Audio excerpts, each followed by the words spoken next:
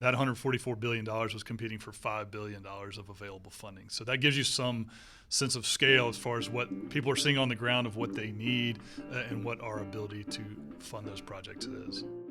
With a growing population and skyrocketing construction costs, North Carolina's Department of Transportation needs more help to build and improve roads and infrastructure across the state. From Hickory to Holden Beach, you're listening to the WUNC Politics Podcast. I'm Colin Campbell, Capitol Bureau Chief at WUNC News. If you're listening to this podcast while driving around a high-growth area of the state, there's a decent chance you might be stuck in traffic, and those daily bottlenecks are only getting worse. The Department of Transportation knows exactly where it needs to widen roads and build new ones to ease that congestion, but with inadequate revenue from the gas tax, construction on those improvements could be years away. That's true for big-ticket projects in urban areas like the widening of Interstate 77 in Charlotte, but NCDOT also has to balance needs throughout the state, including parts of NC12 on the Outer Banks that wash away during storms. So for this week's episode, I sat down with NCDOT's relatively new leader at the agency's Raleigh headquarters to get a better picture of the state's transportation funding challenges. Daniel Johnson was appointed by Governor Josh Stein last fall to serve as Secretary of the Department of Transportation. He'd previously spent 8 years in other senior roles at DOT, and he's also a Navy veteran and a former Wake County prosecutor. Secretary Johnson, thanks so much for speaking with me. Thanks for having me. It's good to be here. So as we record this conversation, we're awaiting the completion of the state budget bill. Broadly speaking, how is NCDOT doing financially as far as its ability to fund some of the needed infrastructure projects and meet the transportation needs of a very fast-growing state? Overall, we're in good shape, but we have nowhere near the amount of funding that we need to meet all of the needs of this state. As you pointed out, North Carolina is one of the fastest growing states in the nation. We're seeing pockets of growth. I've spent a lot of time in my first 8 months in this office, traveling around the state, meeting with our various divisions, meeting with local officials, and no matter where you go in the state, you're seeing pockets of growth. And with pockets of growth, the infrastructure is getting strained. And so our ability to meet those needs and keep up with those needs is strained right now. Our most recent round of programming, we had $144 billion of projects that were submitted by the MPOs and the RPOs, and which are composed of local governments, people on the ground who know what the needs are in their communities. And that $144 billion was competing for $5 billion of available funding. So that gives you some sense of scale as far as what people are seeing on the ground of what they need and what our ability to fund those projects is. Are revenue streams that typically have funded DOT, like the gas tax, going to be adequate for these needs and this growth? Are there other approaches that need to be considered to ensure that your agency has a little more funding to sort of move towards those wish list projects at a maybe more rapid clip than what you're able to do with your current budget? Yes, I think we're going to have to look at a wide variety of options. I think the legislature is aware of that. I think policy, advocates are aware of that. The gas tax has been a great way of funding transportation projects, and it's one of the reasons North Carolina has such a great and robust transportation system. We've got over 81,000 miles of state-maintained roads in North Carolina. A lot of that is due to the gas tax. The gas tax has been great. It's simply insufficient to keep up with both the rising cost in infrastructure construction, the highway construction cost index has gone through the roof over the last 4 or 5 years, along with many other cost index, not just with inflation, but for a variety of factors. The gas tax simply isn't keeping up with both the rising costs in infrastructure construction and then also the growing demand and need throughout North Carolina. So we're looking at a variety of options. We'll work with the legislature to identify what will be the taxpayer's preferred option to pay for infrastructure going forward. I don't think it's going to be a one-size-fits-all. I think we're going to be looking at a variety of funding sources to meet the needs of a growing state, including toll projects and P3 projects where they're appropriate. Yeah, just sort of broadly speaking, if you don't do anything in terms of the revenue side in the coming years, I mean, do we risk getting to the point, the joke has always been for years, you cross into South Carolina and your car starts to rattle because the roads just aren't as good on that side. And I don't know, at a certain point, we stop being the Carolina where the roads are smoother and you get a better travel experience. Yeah, no shade to our good friends to the south. We both, I think all states are struggling with this issue. North Carolina certainly, though, we've got a lot of need, and it's not just in the Charlotte and Raleigh area. It's all across the state, and it's not just on the construction side, but it's also on the maintenance side. To your point, I think our most recent estimate of what we need for maintenance across the state is was around $3.3 billion in a year, and our available budget for maintenance was 2.3. So there's a $1 billion gap. That's a pretty substantial gap. So if we're not meeting our maintenance needs, not only are you going to see the degradation of the existing infrastructure, but the long-term cost of replacing that infrastructure is going to kind of keep going up. So we've seen a lot of headlines recently about major road projects in urban areas becoming pretty difficult to fund without going for a tolling option, whether that's widening Interstate 77 in Charlotte or Capitol Boulevard here in Wake County north of Raleigh. What's making it so difficult to fund these types of major projects through NCDOT's budget without having to consider tolling as an option to raise the money necessary to do a big ticket project?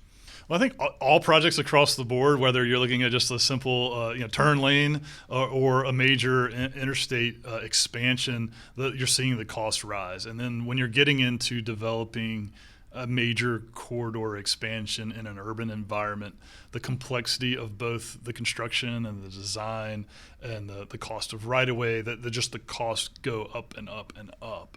And so as those costs have risen, you're seeing it getting more and more difficult to fund those projects through traditional means. And so where there is a high demand project, whether you're looking at the completion of 540 around Raleigh, that project would not have been available or would not have been able to complete that project if it had not been a toll project. It has been constructed, and the final phase is under construction now due to the use of tolls to help fund the construction of that project. And without that, we just simply would not have the funding in the budget to build the project. Yeah, so you'd be looking at pretty far down the road before you were able to tackle some of these congestion issues that are pretty pressing at the current time? Down the road, or perhaps even never. I mean, I think the cost of some of these projects is so extraordinary. If you put them standalone in the current structure of how we're funding projects and what our available funding is, I think never is probably the option for a lot of those projects. Are you anticipating more projects that are sort of following that category of we can do it with tolls, or otherwise our existing revenue streams are just not going to be enough to get it done? I do think for certain projects, again, tolling, we only get to tolling, we only get to P3 when the traditional methods aren't available. It's not our first stop. And so, I like to avoid it when we can. I like to just build them through our traditional method. That's what people want. That's what they expect. They're paying their tax dollars to help build roads.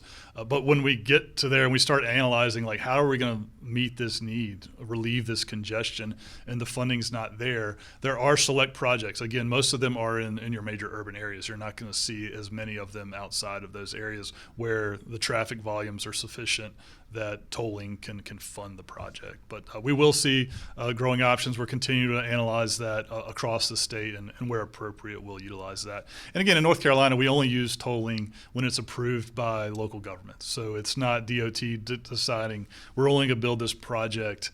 We're going to build this project with tolling, and we're going to impose tolls on this community. We only build those projects when the community asks us to build it and approves the use of tolling to build that project. But only does the community really have a choice if it's a choice between we do this project in 20 years or never, or we do it next year, but we've got to put tolls in the mix? That's a fair point, and I think it is a tough decision. But I do think local governments do make those decisions, and sometimes they're deciding no, we don't want tolls. We're not going to pursue that option, and we'll just wait for other solutions. You touched on this a little bit, but we're obviously in a state where some areas, particularly the urban ones, are growing pretty rapidly. Other areas aren't growing as much. Some even have shrinking populations. How does DOT balance the needs of the high-growth areas where you've got major congestion issues with some rural areas that maybe don't have the same growth and traffic pressures, but they also want their share of transportation funding ending up in their community? Yeah, DOT is present in every county in North Carolina, and those needs are substantial. Even in rural areas, roads are often the lifeline to jobs, their lifeline to bringing new jobs to their area, their ability of people to get to education opportunities and employment opportunities. So there are needs in our rural communities. I mean, North Carolina has, I think, 3.6 million people that live in what's considered a rural area. So there are substantial transportation needs in those areas. We're now in the 13th year of STI, which is how we program funding for projects. And I think this has been a great model for how we distribute funds across the state. And I think other states look to North Carolina for our model, how we fund and how we program and how we allocate funding across the state.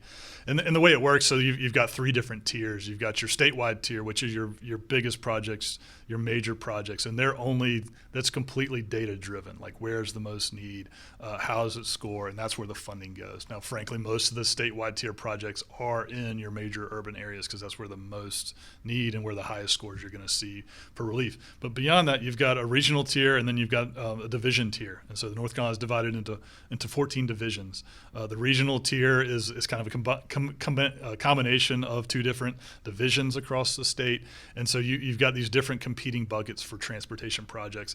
And when you get down into that division tier, you're balancing both the data-driven component of it, but also what the locals want. So it's a 50-50 mix between what's the data showing us as far as where the transportation needs are, and then what are the locals saying, these are the projects that we want. And so through that process, you're able to meet some of those needs and help make sure you're delivering projects that locals want, regardless of whether they're in Charlotte or they're up in the mountains somewhere. And is there a system by which each of those divisions has a certain pot of money that's somewhat treated equitably across the state, regardless of growth versus not growth? That's correct. Yeah. So the way it's divided up, 40% of the money goes in the statewide tier, 30% goes in the regional tier, and then 30% is in the division tier, and that's regardless of population, regardless of need. Every division of the 14 has that same pot of money to pull from. I'm curious with the equity formulas that we just described that your agency follows under the law that was passed back in 2013. Are we funding projects in some rural areas that maybe wouldn't come close to being prioritized if the same type of project with the same numbers behind it was in an urban area? I mean, one thing that comes to mind as I drive across the state, sometimes you see bypasses being built around small towns like Garysburg or Weldon up by the Virginia border, and you're thinking, well, this is probably a great project for people here, but I don't know that there was a traffic problem that you're solving the way you are when you do something in the urban counties. And I'm sort of curious if the ability to get a project funded ends up being easier in a smaller area based on those formulas than if you're in an urban area where you have a huge laundry list of projects that locals want to get done. That is possible. I mean, if you were able to, depending on the size and the scale of the project, if it's not a statewide tier project, if it was substantial enough, and again, data is still driving those decisions, it's just not quite as heavily favored as is in the statewide tier. So you might see a regional needs project that might be a bypass or some kind of addition in a rural area, and that there might be enough there. It's not as many projects competing, not as many substantial projects competing in that area. So in that, a region might be composed of two divisions that are in a rural area. So that, to your point, that project may score better. Whereas if you're in Charlotte, there's such a laundry list of needs, that they may not cascade down, and something like that might not get built. I guess the big challenge too is the bigger project, I assume, must cost substantially more with the rising cost of construction than if you're building a 2-lane road in a relatively undeveloped area. For sure, yeah. I mean, the bigger the scale of the project, and frankly, again, if you're in an urban area, the number of conflicts that you've got to deal with when you're building a construction project are substantial. The cost of right-of-way goes through the roof. I mean, the cost and the complexity of how you build the project is far more complicated if you're building something in Raleigh or in uptown Charlotte than it is if you're building it in a rural area where there's very little development and very few conflicts. There's a bill moving in the House this session that calls for a study of possible changes to the STI, the Strategic Transportation Investment Laws that we've been just talking about, and these formulas that help determine what transportation projects are getting funding. What, if any, changes do you think ought to be considered as you update this system that's now more than a decade old and you've got a sense for how it works in practice? Overall, I think STI has been a very successful law, and there's nothing specific I can point to that here's the things we clearly need to fix in STI. But I do think, you've reached 13 years of a program. It's always worthwhile to take a step back. You can get wedded to the program that you're in the middle of and saying, hey, it all seems like it's working. Why should we revisit any of this? So, it'd be interesting to see kind of where that study leads. I think the study may conclude hey, STI is great. It's in great shape. And I think if that's the affirmation we receive from that study, that's great. If it finds some tweaks that we need to make, then we can look at those and evaluate what the impacts would be. I think bottom line is, I think overall STI is a great formula and it's a great way to distribute transportation dollars. Where we're going to need help is in how we fund these transportation projects. I think our local communities, our divisions, they know the needs in their communities and what needs to get built. The question is just how do we pay for them?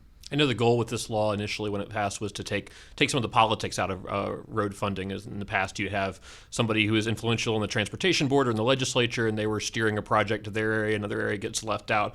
I'm curious if at any point if there's a thought that maybe we went too far in the other direction of relying too much on a numeric formula to sort of determine these prioritization decisions, or do you feel like the balance between public input, local leaders, and sort of the more numeric formula-based analysis is adequate and working well from where you sit?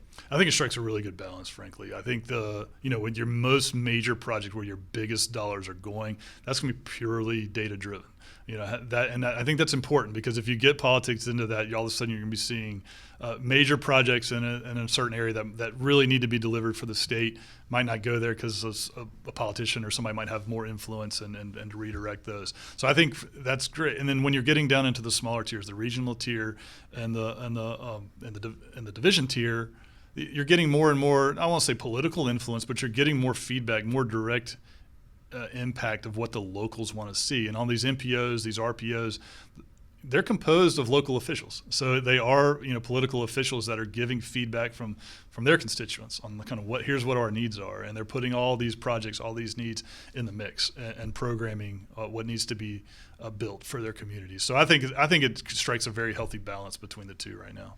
Well, speaking of politics and road projects, sort of circling back to the I-77 issue down in Charlotte, one of the things that you mentioned recently in your Senate confirmation hearing is that there could perhaps have been more community engagement related to this project before we got to where we're at with some of the opposition to that project. What do you feel like your agency needs to do better, both on that front in Charlotte, but really anywhere else a project generates controversy and there's some backlash in the community? Do we even need this, or do we like the way DOT has designed the project, that sort of thing?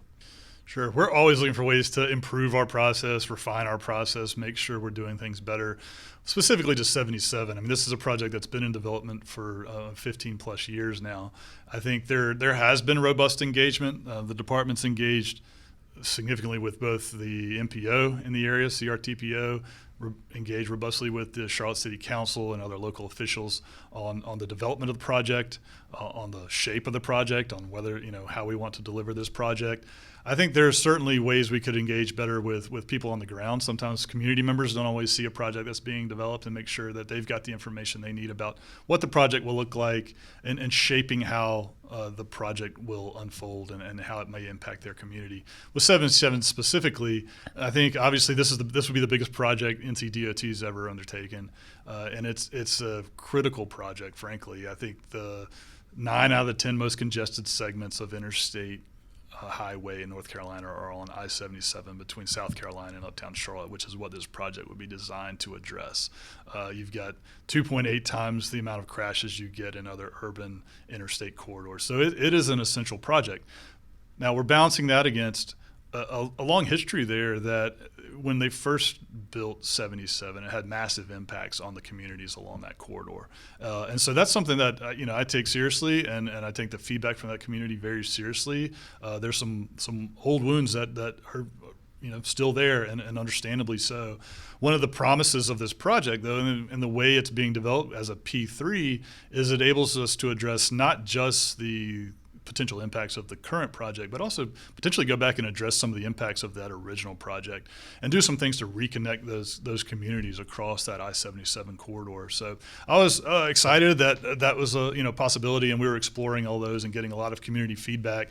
We had opened a community engagement center to get direct feedback on what they would like to see out of the project. Also to help shape the design of this project and what are the key things we need to avoid in building this project, because it's impossible to build any road construction project of any size without some impacts. And so, what are the things we need to prioritize as far as minimizing impacts, and then what investments can we make in the community to make things better? It's going to be something you probably confront in a lot of the urban areas in the state in the years to come. Is there a thought that with the limitations in funding that we've been discussing, that some of the really sort of out-of-the-box approaches, like the Boston approach of put the freeway underground, that some of these things are just not not going to be feasible, even if that's what people are pushing for, just because the money is not there to do a much more drastic reshaping of what does an urban freeway look like. Sure, I do think so. Going back to 77, specific to that, we had some unique opportunities with that because of the nature of a P3 project and the amount of interest and the amount of capital that's being spent on the construction. Where we had 4 developers that are competing for this project. These are global developers. They're looking for ideas all around the world. They'll bring all these ideas to bear and compete to deliver what would be the best design, both to move people through that corridor and move product through that corridor, but also how do we minimize impacts and what reinvestments can we make? We were studying, whether a tunnel was feasible. I think they historically have been very expensive, very complicated, and tunnels themselves have significant impacts, when you're constructing them. So, but that was something we had underway. We got some feedback. Hey, can we explore this tunnel option? And so we had commissioned a study that's underway to kind of look at whether that's a possibility. But you're always balancing the ideal against what the available funding would be. Yeah, well, wrapping up with the 77 subject, I was with the vote recently by the local planning organization to withdraw their support for the project. What happens next in trying to upgrade that congested stretch of highway? Does this money go elsewhere? I don't know how rare it is for a local planning organization to take this kind of move when a project's pretty far down the pipeline. As far as I can tell, this is an unprecedented decision by a local planning organization, certainly on a project of this scale. And so without the P3 option, then this project is not feasible to be delivered by the department. The CRTPO and the city council are the ones who had asked us to deliver the project via P3. That's what we were exploring. They've since removed support for that project, and without that support, it's not something we're going to pursue, as a P3. So what will happen is that, the funding that was available, we made $600 million. Through STI, there was $600 million, which is the maximum allowed under STI for any project, was available for this project. That money will flow back into the statewide tier that we discussed earlier, and then in future programming cycles, we'll get reprogrammed to other statewide tier projects across the state. I want to seize on one of the things you just said, that there's a cap in STI that one project can't get more than $600 million. Is that something that's being discussed with the increasing cost of these projects? Is that still a reasonable number for how much you can put from the STI formula into one specific project when you've got projects where the price tag seems to be ballooning with inflation? I think it's a fair question. I think that's something that I'm sure they'll look at in the study, and whether or not, what is that right number? Because certainly from the time when that was set and the cost to build certainly major interstate projects has gone up. So it does make it difficult, and it is a constraining factor. Mm-hmm.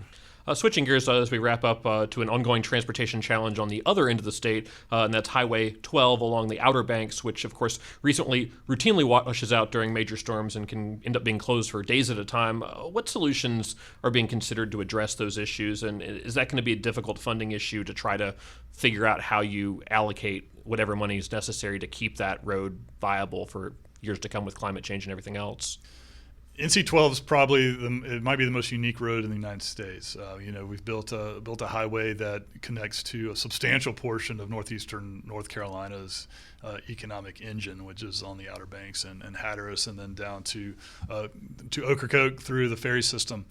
I've had the chance to visit NC12 a number of times since becoming secretary. I was fortunate to be out there and touring with our division engineer after one of the nor'easters in the fall. We had a particularly active fall, and it doesn't even require a major storm. We're now seeing overwash and intrusions, even sometimes with just a significant high tide. And so it's not just major hurricanes that are causing disruptions. This is an issue that's been studied for some time. We know some of the solutions that are out there. There are a wide range of things we can be doing, but like all transportation projects, it just kind of boils down to funding and what's feasible and what investments can we make. So we're continuing to have those conversations with the local RPO, with people on the ground there in the Outer Banks, and looking for feasible engineering solutions that will preserve that corridor and preserve that economic engine for northeastern North Carolina.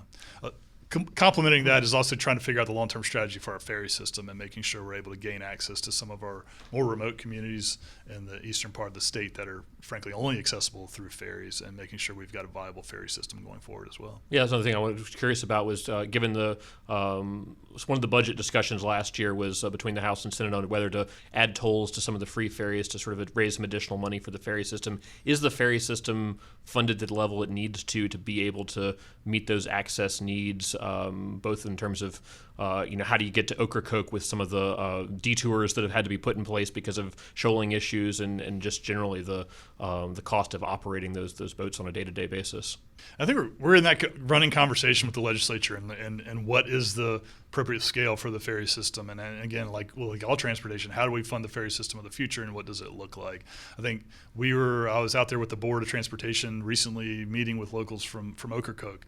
Hyde County is one of the poorest counties in the state, and the tourism to Ocracoke is represents about half of the economic engine for Hyde County. And so making sure and it's a unique community. North Carolina is full of unique communities, whether you're up in the remote parts of the mountains or you're out on the coast. My job as Secretary of Transportation and the obligation of the department is make sure we're providing access to all these communities. Getting to Ocracoke, it requires ferry access. There's not a feasible way to build a land solution. And so we're looking at all options. That we've recently put in place a passenger ferry, which has proven to be fairly popular with tourists in the summer. We're looking at, is that something you increase over time? Because passenger ferries are cheaper to build, and they're easier to operate in some ways than the car ferries. So we're looking at all those options. How do we fund it? What's the appropriate level of funding? If the legislature authorizes additional tolling, obviously we'll follow their direction and pursue that. Given the uniqueness of the Outer Banks situation, do the standard transportation funding formulas work well to address those needs, or do you have issues with, the year-round population there is not the same as it would be, but you obviously have massive amounts of tourism traffic that you have to account for? I mean, is it tricky to sort of fit a unique project like 12 or the ferry system into sort of the types of formulas and boxes we use for a highway project in Raleigh or Charlotte? Right. Yeah. I didn't answer your original question. So thanks for following up on it. Yeah, they don't. They simply don't. They just don't score like you would a traditional project, just based on the seasonality and the cost of constructing these projects. So it is a unique road, and it doesn't fit necessarily in the normal boxes we look at to fund transportation projects. So we're going to try to stay creative and look at all the options out there, look for additional funding sources that we can use to keep those roads open and keep access to the Outer Banks. Do you have budget issues that come out of natural disasters, whether that's something that causes a major impact on maintaining 12, or whether you've got the ongoing road reconstruction on I-40 on the opposite end of the state west of Asheville? When you have a project like this that's obviously a must-do because something washed out, some road is closed, does that sort of pull money from another pot that means other projects get pushed further down the list in terms of how soon they get done?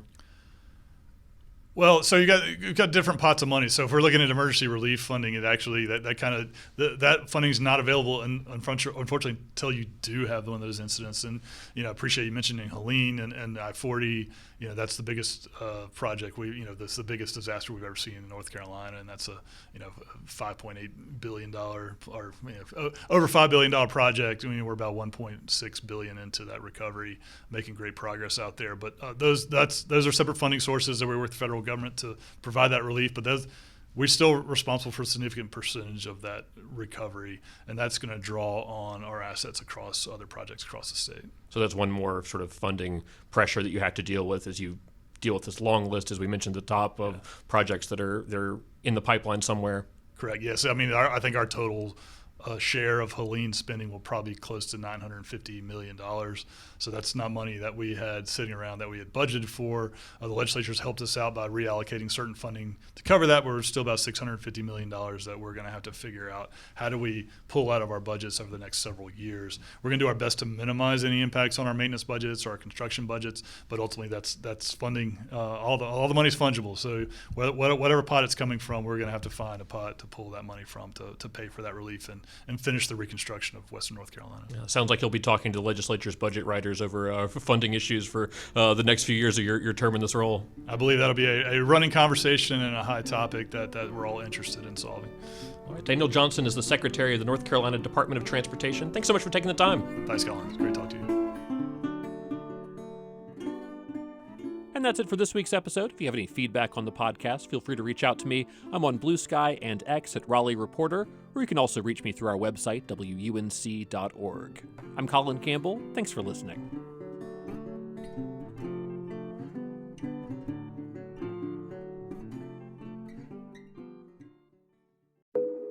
Each story you hear on Planet Money starts with a question.